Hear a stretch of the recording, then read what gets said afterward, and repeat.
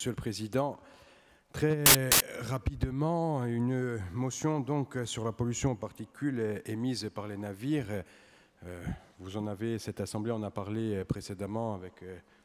la motion sur la zone CK. Il s'agit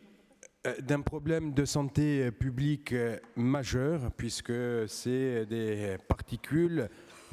fines, ultra fines, nanoparticules qui participent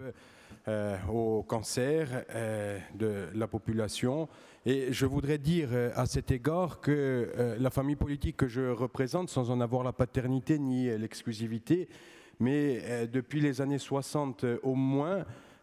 se bat pour une meilleure écologie en Corse et pour que nous ayons un rapport à notre terre et à l'air que nous respirons qui soit sain.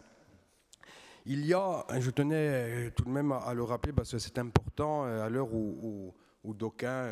s'accaparent de cette problématique, je vous laisse vraiment le rappeler, c'est un problème de politique publique majeur auquel nous portons un regard accru depuis des décennies. Il se trouve qu'aujourd'hui en Corse, tout en saluant les efforts qui sont faits par l'association Qualitaire ou par certaines associations, il n'y a pas de veille publique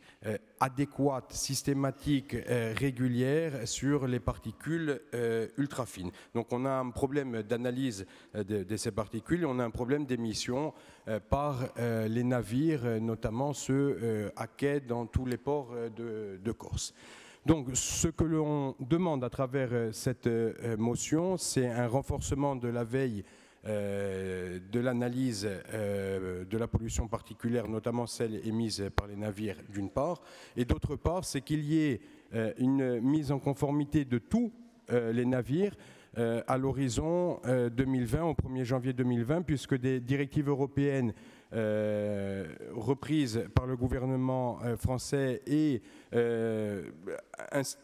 instruite par l'OMI, l'Organisation maritime internationale, visant à réduire de 85% la teneur émise en soufre, la teneur émise par les bateaux. Donc il me semble important que cette Assemblée se saisisse de ce problème pour que l'ensemble des navires, et il ne s'agit pas ici, vous l'aurez compris, exclusivement des navires réguliers, mais bien des navires qui viennent occasionnellement en Corse, y compris donc les navires de croisière, puissent répondre aux normes